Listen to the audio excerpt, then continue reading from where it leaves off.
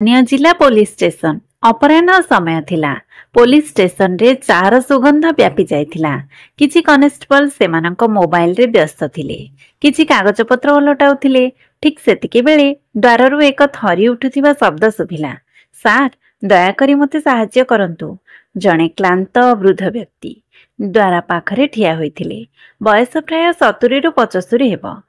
मुह कुंचित, महिला पोशाक पिंधि हातरे एक चिरा बैग तांको आखिरे क्लांतता अपेक्षा अधिक किछि थिला।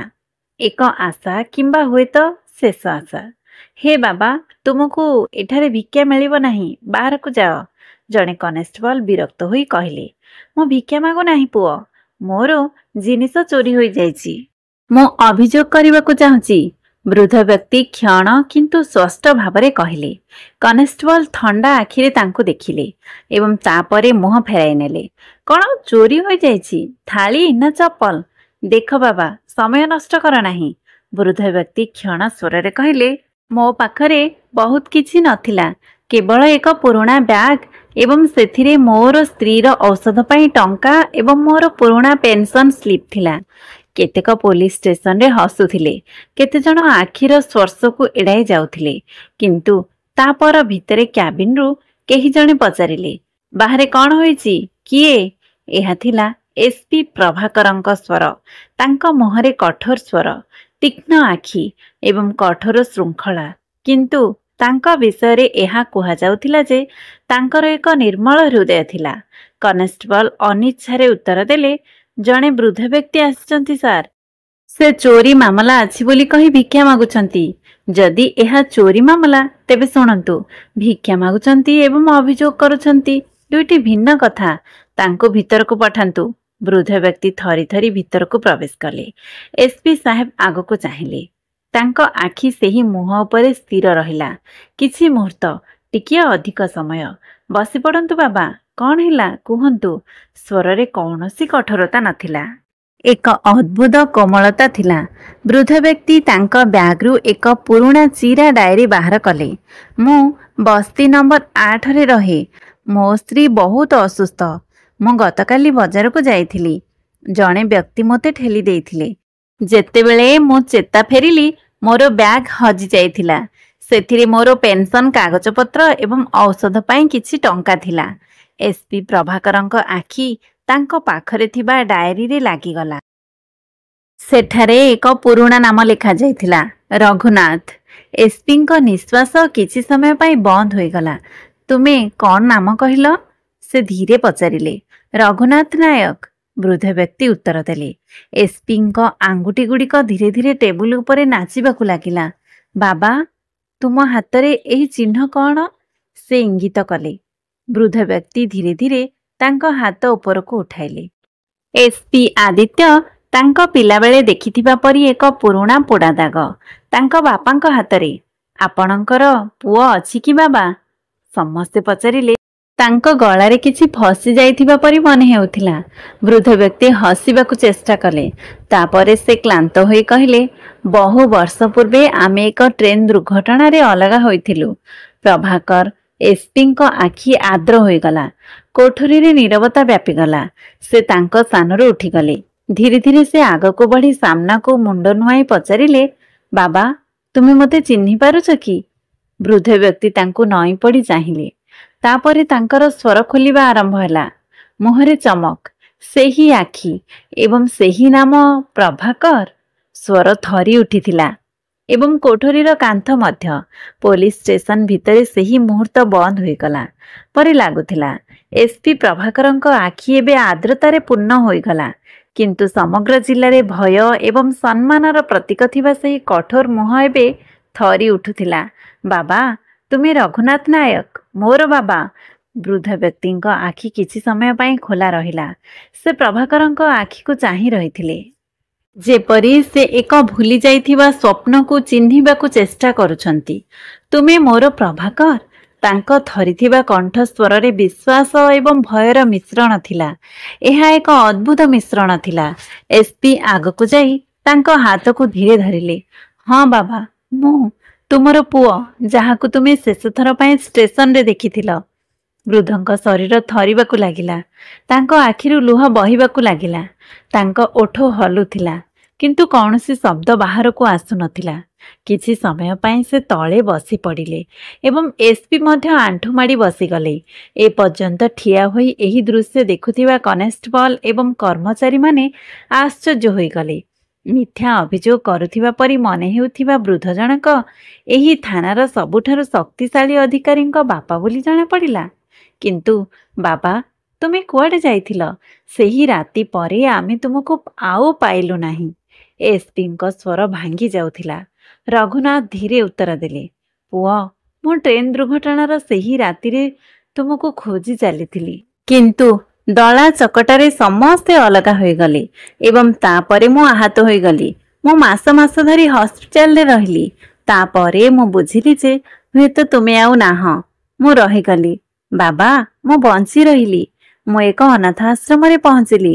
ମୁଁ ତୁମକୁ ଖୋଜୁଥିଲି। ତୁମେ ବଡ଼ ହୋଇ ଏସ୍ପି ଅଧିକାରୀ ହୋଇଗଲ। ମୁଁ ଭାବୁଥିଲି ମୁଁ କେବେ ଏକ ସୁରାକ ପାଇବି କି? କିନ୍ତୁ ତୁମର ନାମ, ସହର ସବୁ କିଛି ହଜିଗଲା। ଏସ୍ପିର ସ୍ୱର ମଧ୍ୟ ଏବେ ବହି ଯାଉଥିଲା। ବୃଦ୍ଧ ବ୍ୟକ୍ତି ଥରି ଥରି ହାତରେ ପୁଅର ମୁହଁକୁ ଛୁଇଁଲେ। ତୁମେ ବହୁତ ବଡ଼ ହୋଇଗଲ ଏବଂ ଜଣେ ଅଧିକାରୀ ହୋଇଗଲ। ପୁଅ, ସମଗ୍ର ପୋଲିସ ଷ୍ଟେସନ ଏବେ ଭାବପ୍ରବଣ ହୋଇଯାଇଥିଲା। କେହି ଜଣେ ଚୁପଚାପ ଆଖି ପୋଛୁଥିଲେ, କେହି ଜଣେ ଗୁପ୍ତ ଭାବରେ ଭିଡ଼ିଓ କରୁଥିଲେ। କିନ୍ତୁ ସେହି ମୁହୂର୍ତ୍ତରେ କୌଣସି ନିୟମ ନଥିଲା, କୌଣସି ୟୁନିଫର୍ମ ନଥିଲା, କୌଣସି ଆନୁଷ୍ଠାନିକତା ନଥିଲା। ଏହା କେବଳ ଜଣେ ବାପା ଏବଂ ପୁଅ ମଧ୍ୟରେ ଏକ ସାକ୍ଷାତ ଥିଲା, ଯାହା ତାଙ୍କ ଜୀବନ ସାରା ଅସମ୍ପୂର୍ଣ୍ଣ ରହିଯାଇଥିଲା। ଏସ୍ପି ସମସ୍ତଙ୍କୁ ରେକର୍ଡ କରିବାକୁ ନିର୍ଦ୍ଦେଶ ଦେଲେ ଯେ ବାବାଙ୍କ ଅଭିଯୋଗ ଉପରେ ଏକ ଏଫ୍ଆଇଆର ରୁଜୁ କରାଯିବ ଏବଂ ଘଟଣାର ପୁଙ୍ଖାନୁପୁଙ୍ଖ ତଦନ୍ତ କରାଯିବ। ସମସ୍ତ ଅଧିକାରୀ କାର୍ଯ୍ୟରେ ଲାଗି ପଡ଼ିଲେ। ଜଣେ କନେଷ୍ଟବଳ ଚା ଆଣିଲେ। ବାବା, ଦୟାକରି କିଛି ଖାଆନ୍ତୁ। ଆପଣ ବହୁଦିନ ଧରି ଭୋକିଲା ଅଛନ୍ତି। ଏସ୍ପି ନିଜେ ଯାଇ ତାଙ୍କ କ୍ୟାବିନ୍ରୁ ଏକ କପଡ଼ା ଆଣି ବାପାଙ୍କ ପାଦରୁ ଧୂଳି ସଫା କଲେ। କେତେଥର ମୁଁ ଭଗବାନଙ୍କୁ ପ୍ରାର୍ଥନା କରିଥିଲି ଯେ ମୋତେ ଥରେ ମୋ ବାପାଙ୍କୁ ଭେଟିବାକୁ ଦିଅ, କେବଳ ଥରେ। ଏବେ ମୁଁ ତୁମକୁ କୌଣସି ସ୍ଥାନକୁ ଯିବାକୁ ଦେବି ନାହିଁ ବାବା। ବୃଦ୍ଧ ବ୍ୟକ୍ତି କହିଲେ, ନା ପୁଅ, ମୁଁ କାହା ଉପରେ ବୋଝ ହେବାକୁ ଚାହୁଁନାହିଁ। ବାବା, ଯଦି ତୁମର ଆଶୀର୍ବାଦ ନଥାନ୍ତା ତେବେ ମୁଁ ଆଜି ଏସ୍ପି ହୋଇନଥାନ୍ତି।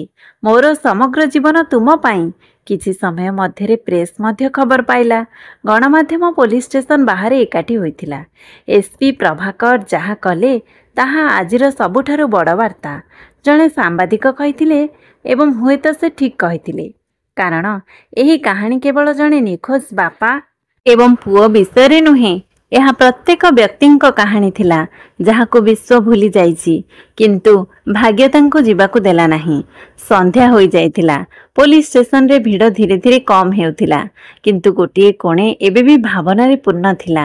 ଏସ୍ପି ପ୍ରଭାକର ନାୟକ ତାଙ୍କ ସରକାର ଗାଡ଼ିରେ ତାଙ୍କ ବାପାଙ୍କୁ ତାଙ୍କ ସରକାରୀ ବାସଭବନକୁ ନେଇଯାଉଥିଲେ। ସାରା ଯାତ୍ରାରେ ସେମାନଙ୍କ ମଧ୍ୟରେ ନୀରବତା ଥିଲା। କିନ୍ତୁ ସେହି ନୀରବତା ଭାରି ନଥିଲା। ସେହି ନୀରବତା ସେହି ବର୍ଷଗୁଡ଼ିକର ଥିଲା, ଯାହାକୁ ଶବ୍ଦରେ ପୂରଣ କରିବା କଷ୍ଟକର ଥିଲା। ରଘୁନାଥ ଝରକା ବାହାରକୁ ଦେଖୁଥିଲେ, ଯେପରି ପ୍ରତ୍ୟେକ ଦୃଶ୍ୟ ତାଙ୍କ ପାଇଁ ନୂଆ ଥିଲା।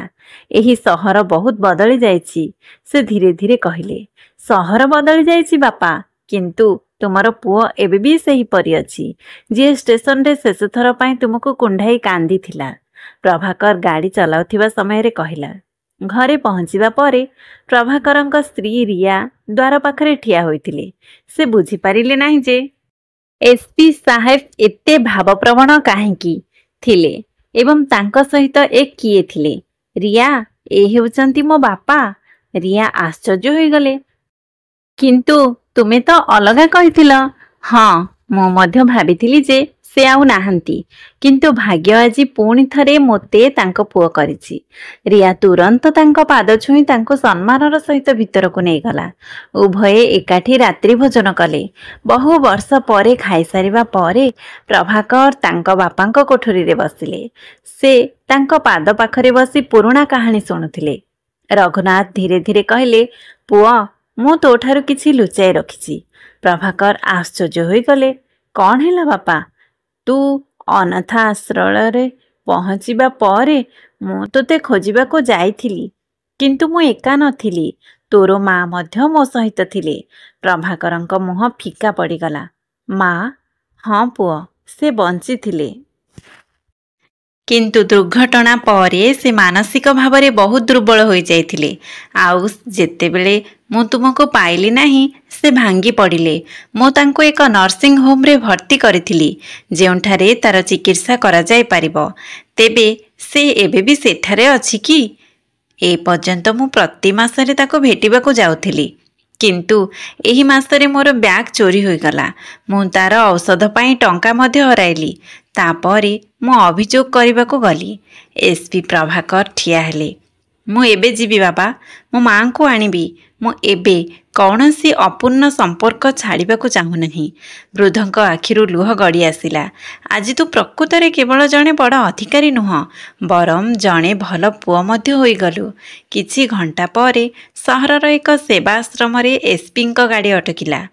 ସେଠାରେ ଏକ କୋଣରେ ଜଣେ ବୃଦ୍ଧା ବସିଥିଲେ। ଧଳା କେଶ, ଶାନ୍ତ ମୁହଁ, ହଜିଯାଇଥିବା ଆଖି। ଏସ୍ପି ଧୀରେ ଧୀରେ ତାଙ୍କ ପାଖକୁ ଗଲେ। ମାଙ୍କ କଣ୍ଠରେ କମ୍ପନ ଥିଲା, କିନ୍ତୁ ଏକ ନିଜର ଭାବନା ମଧ୍ୟ ଥିଲା। ମହିଳା ଜଣକ ପଛକୁ ବୁଲି ତାଙ୍କୁ ଚାହିଁଲେ। ଏହା ଏପରି ଲାଗିଲା ଯେପରି ବହୁ ବର୍ଷର କୁହୁଡ଼ି ହଟିବାକୁ ଆରମ୍ଭ କରିଛି। ପ୍ରଥମ ଥର ପାଇଁ ପ୍ରଭାକରଙ୍କ ଆଖି ଚମକଦାର ହୋଇଥିଲା। ଏସ୍ପି ପ୍ରଭାକର ନଇଁ ପଡ଼ି ତାଙ୍କ ହାତ ଧରି କହିଲେ, ହଁ ମା, ମୁଁ ଆସିଛି। ତୁମର ପୁଅ।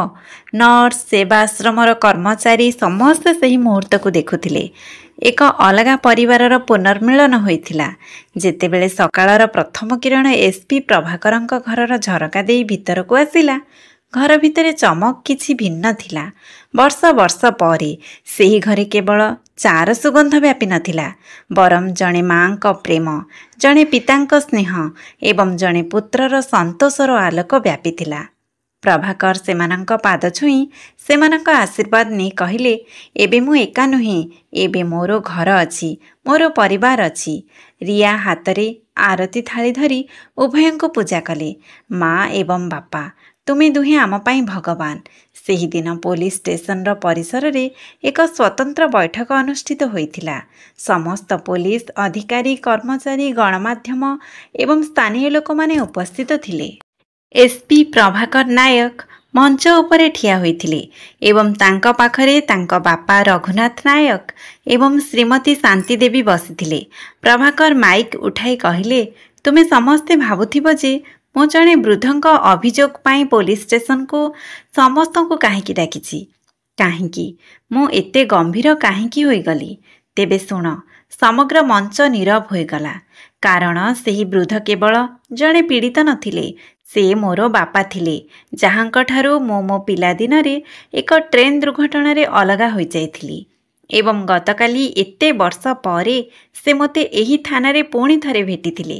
ଗତକାଲି ମୁଁ ଯେଉଁ ୟୁନିଫର୍ମ ପିନ୍ଧିଥିଲି ତାହା ଜଣେ ପୋଲିସ ଅଧିକାରୀଙ୍କର ଥିଲା, କିନ୍ତୁ ଆଜି ମୁଁ ଯାହା ପିନ୍ଧିଛି ତାହା ଏକ ପୁଅର କର୍ତ୍ତବ୍ୟ ଏବଂ ମୁଁ ଏହି କର୍ତ୍ତବ୍ୟ କେବେ ଛାଡ଼ିପାରିବି ନାହିଁ। ସଭାରେ ବସିଥିବା ଅନେକ ଲୋକ କାନ୍ଦି ପକାଇଲେ, କେତେକ ତାଳି ମାରିଲେ। ଆଉ ମୁଁ ଏହି କର୍ତ୍ତବ୍ୟ କେବେ ଛାଡ଼ିପାରିବି ନାହିଁ। କେତେକ ଆଶ୍ଚର୍ଯ୍ୟ ହୋଇଗଲେ। ଏହାପରେ ପ୍ରଭାକର ଏକ ନୂତନ ଯୋଜନା ଘୋଷଣା କଲେ।